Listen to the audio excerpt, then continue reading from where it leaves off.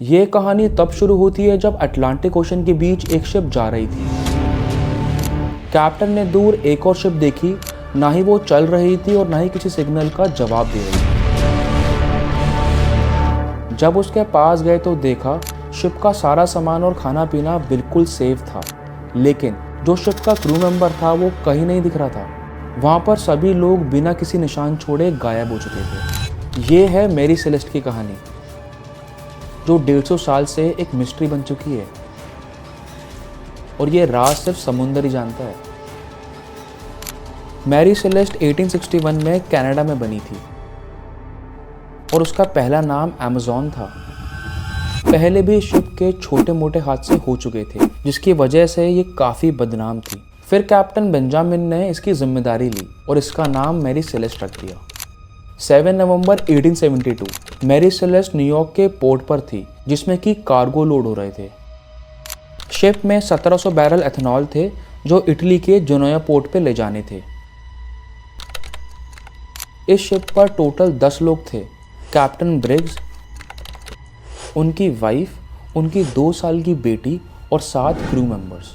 ये सफ़र 7500 किलोमीटर का था, क्योंकि उस ज़माने में इतना बड़ा सफ़र काफ़ी टाइम लेता था, क्योंकि जीपीएस और कम्युनिकेशन डिवाइस नहीं थे। 3 हफ्ते गुजर गए, लेकिन मैरी सेलेस्ट का कुछ पता ही नहीं था।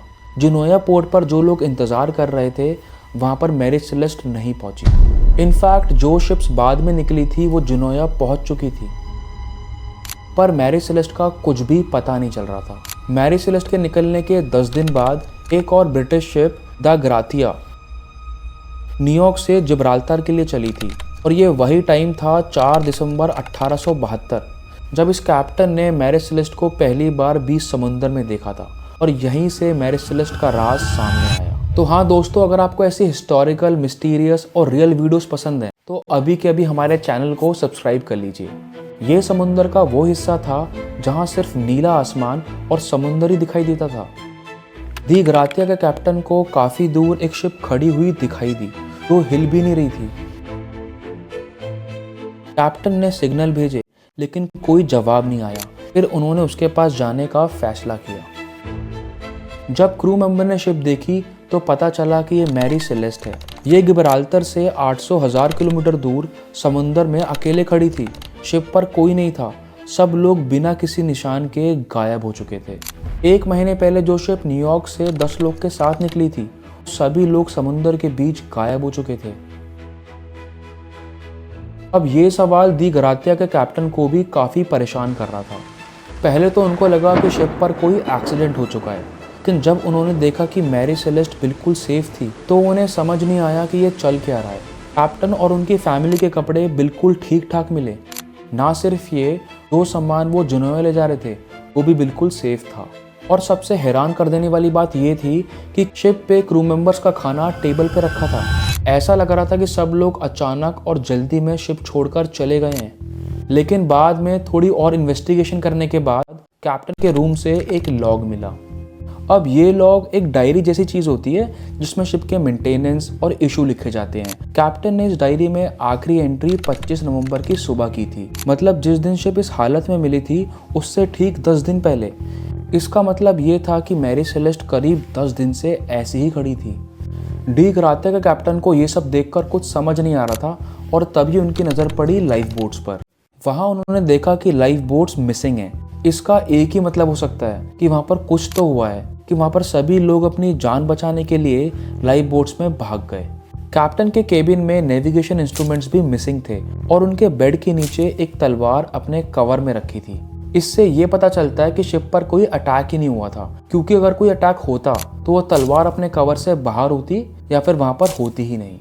अब इंटरनेशनल सैल्वेज लॉ के हिसाब से अगर कोई भी शिप को रेस्क्यू करता है तो उसको शिप की वैल्यू के हिसाब से रिवॉर्ड दिया जाता है।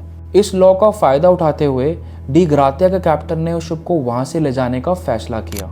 फाइनली जब ये शिप अथॉरिटीज़ के पास पहुँच गई तो कोर्ट ने अपने लेवल पर काफ़ी इन्वेस्टिगेशंस की, लेकिन इसके बाद भी कोई सुराग नहीं मिला। जब कोर्ट इस मैटर को सॉल्व नहीं कर पाए तो लोगों ने अपनी अपनी थ्योरीज बनाना चालू कर दी। किसी ने बोला कि एलियन मैरी सेलेस्ट के क्रूज को उठा के ले गया, तो किसी ने ये बोला कि समुंदर के किसी अजीब क्रिएचर ने अटैक कर दिया। इन सभी कहानियों के बीच एक बात सच थी, मैरी सेलेस्ट के साथ स्टार्टिंग से ही काफ़ी एक्सीडेंट होते रहे।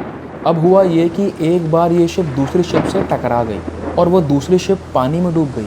फिर जब दोबारा से शिप को रिपेयर करने के लिए पोर्ट पे लाया गया तो रिपेयर होने से पहले ही पोर्ट पर आग लग गई। एक और बात, जब ये शिप अपना पहला सफ़र कर रही थी तो वहाँ मौजूद कैप्टन की अचानक से तबीयत खराब हो गई और उस कैप्टन ने वहीं पर अपनी ज़िंदगी खो दी।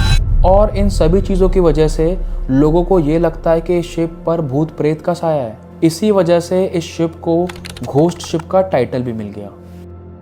देखा जाए कुछ तो अलग बात थी शिप में। एक और अजीब बात ये थी कि मैरी सेलेस्ट की तरह एक और शिप द अमेज़न, वो भी बिना किसी क्लू के गायब हो चुकी थी। अब ये कोइंसिडेंस था या कुछ और?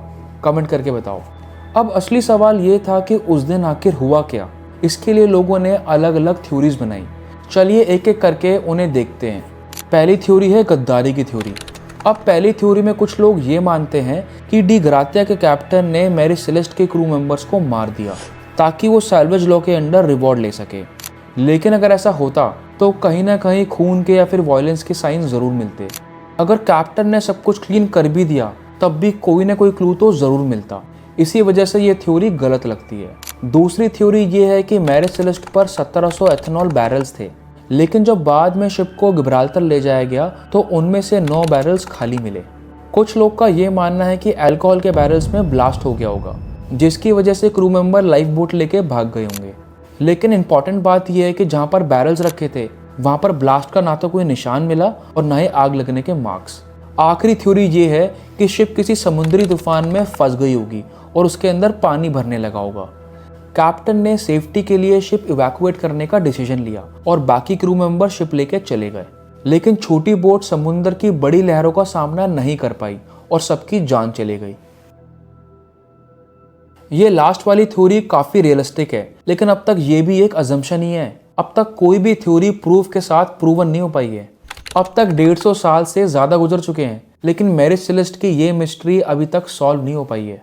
उस दिन शिप के कैप्टन ने शिप क्यों छोड़ी और क्रू मेंबर आखिर कहाँ गए, और ये राज हमेशा के लिए कैप्टन के साथ जा चुका है। तो चलिए दोस्तों, इस कहानी को यहीं पर एंड करते हैं। आई होप आपको ये कहानी समझ में आई होगी, और अगर अच्छी लगी है तो अपने दोस्तों के साथ जरूर शेयर करना। तब तक के लिए दोस्तों, good night and take care.